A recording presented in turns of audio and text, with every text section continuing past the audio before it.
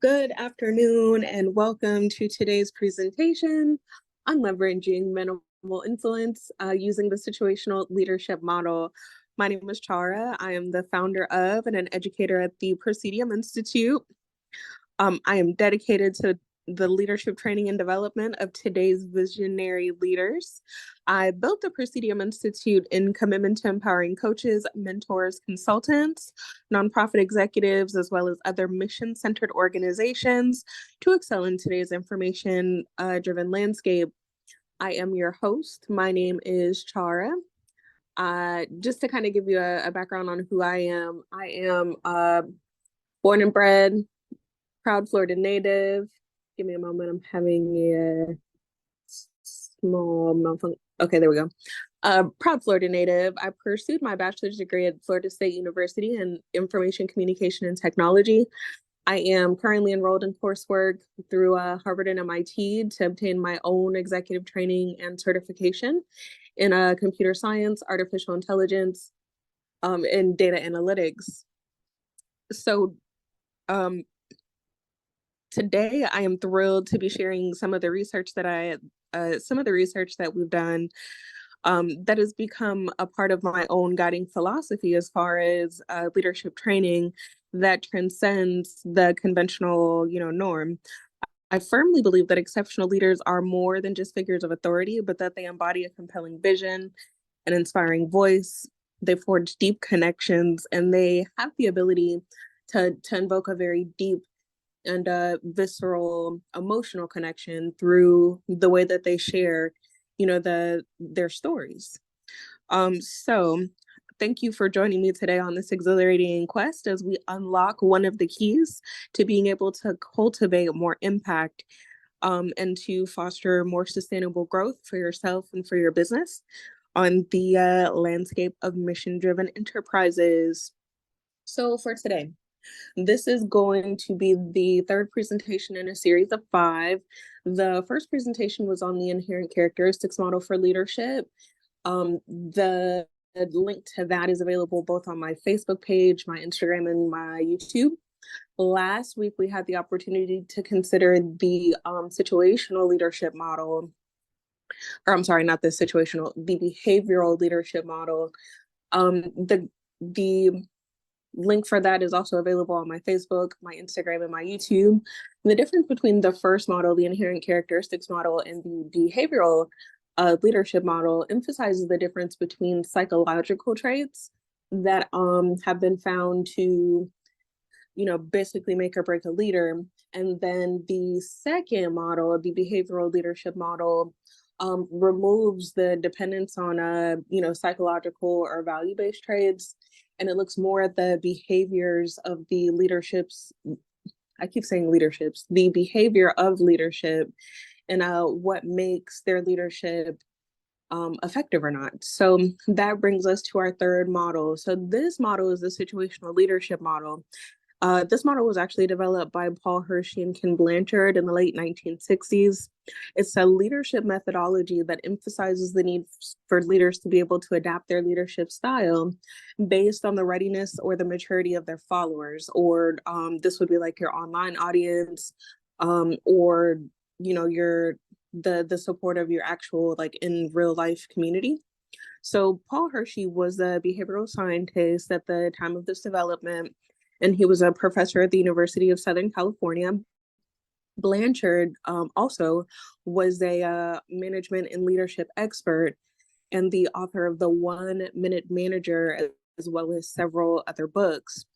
So there's a fair amount of historical significance to the work that's been contributed by the both. And they at some point in their career were able to collaborate, and the end result was the situational leadership model, which was first introduced to the executive arena in the late 1960s. So the model suggests that effective leaders are those who can adjust their leadership style based on the readiness or the maturity of their followers. So being able to truly read, I guess, the level of maturity, emotional awareness, and emotional intelligence of the the people that they intend to lead and being able to adapt themselves to that accordingly. So the model itself suggests that there's no single best quote unquote style of leadership, and that effective leaders should be able to adjust their approach depending on, the situation and the capability of the teams and the systems that support them. So the situational leadership model identifies 4 specific leadership styles, and it suggests that the most effective leaders are those who, again, can be flexible and know when to transition between one style and the next. So here is our core concept. So the core concept is based on 4. So you've got your telling style, which is S1, your selling style, which is S2, your participating style, which is S3, and your delegating style, which is S4. Now, as the presentation continues, what we'll be doing is we'll be looking at the application of each of these styles. We'll be considering what the benefits are, and then we'll also be considering what the possible risks and detriments are for, only adhering to, specific said styles. So the 4 styles explained. So for S1, so S1 is going to be your telling style. In this style, the leader provides specific instructions and closely supervises the followers or their community. This style is most appropriate when the community lacks the necessary skills or the experience to complete whatever the group task is, or to facilitate the most important outcome for the group independently. S2 would be your selling style. So this style involves a more collaborative approach where the leader provides guidance and support while making the final decision. But in the process of providing support in the final decision, the community is allowed to basically work amongst themselves for the most desired or the most favorable outcome for the group.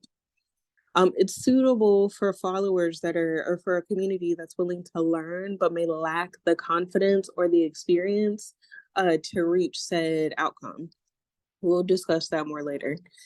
So S3 is your participating style. In this style, the leader involves the community in the decision-making process and encourages them to take on more responsibility. The style works well with followers who are experienced and competent, but may need additional guidance. And then last but not least would be your S4, which is the delegating style. This style includes giving followers the autonomy to make decisions and to complete tasks on their own. It is appropriate for followers who are highly skilled, experienced, and motivated. So this would be the highest level this would work well among a community with the highest level of competence, know-how, and maturity, which we'll discuss later on in the presentation. So the situational leadership model also includes the concept of follower readiness, which refers to the ability and the willingness of followers to complete a task or to work towards a specific outcome. Leaders must be able to assess the readiness of their followers and to adjust their leadership styles accordingly to maximize the effectiveness. Expanded knowledge. So the telling leadership style is in the situational leadership model offers several benefits in certain situations, especially when leveraging minimal influence. The style involves providing specific instructions and closely supervising followers, making it particularly useful when the leader has limited authority or influence over the community or group. Here are the 5 potential benefits of using the S1 leadership style. 1, clarity. By providing specific instructions and closely supervising their followers, a leader ensures that the task or the outcome is clearly defined and understood. This clarity can help reduce confusion and ambiguity among team members. 2, skill development. For followers or members of your community that lack the necessary skills or experience, the S1 style can be beneficial as it allows for direct guidance and instruction. This hands-on approach can help individuals develop new skills and to improve their overall performance. 3, quick decision-making. In situations where time is of the essence or when tasks are needed to be completed urgently, the S1 style can facilitate quick decision-making and task execution. The leader's direct supervision can help ensure that the tasks are completed correctly and efficiently. 4, building confidence. For followers who may lack confidence or feel uncertain about their abilities, the S1 style can provide reassurance and support. Through close supervision and specific instructions, leaders can help boost the confidence of their team, their group, and their community. And then last but not least, risk management. When working on tasks that involve high risk or the high potential for errors, the S1 style can help mitigate risk by ensuring that followers receive clear guidance and supervision. This can help prevent mistakes and minimize the negative impact of mistakes.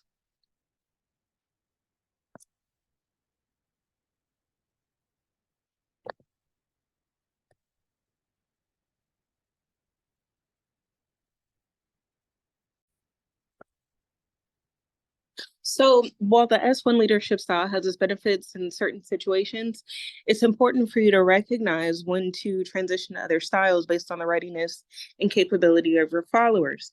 Adaptability and flexibility in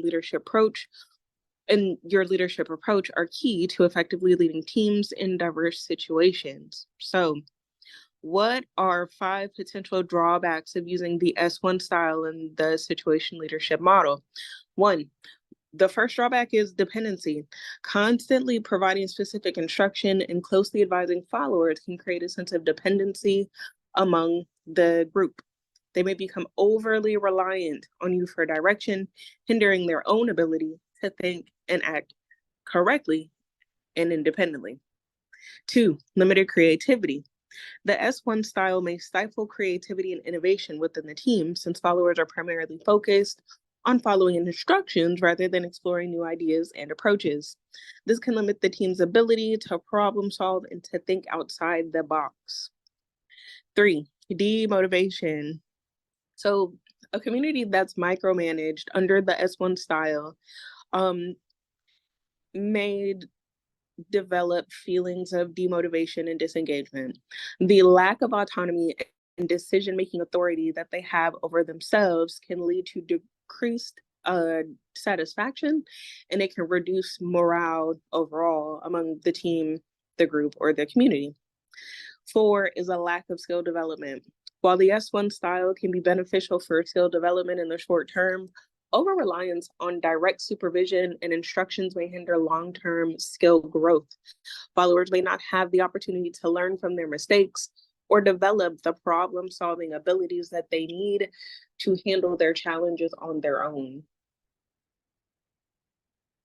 And 5, limited adaptability. The S1 style may not be suitable for situations that require adaptive and flexible thinking.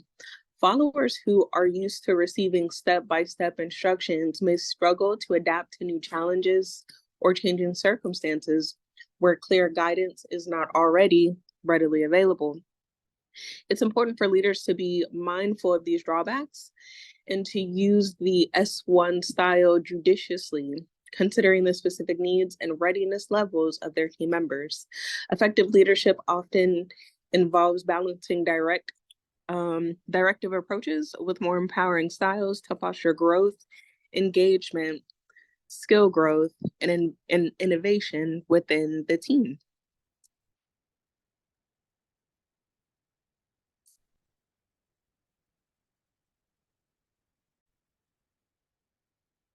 So this leads us to our next leadership style. So that's going to be the S2 style, or the selling style in the leadership model. So this involves a more collaborative approach where the leader's only focus is to provide value, guidance, and support. It is particularly useful when the leader needs to build a bond of trust and engagement with the community that may not readily accept direction. So the 5 potential benefits of using this leadership model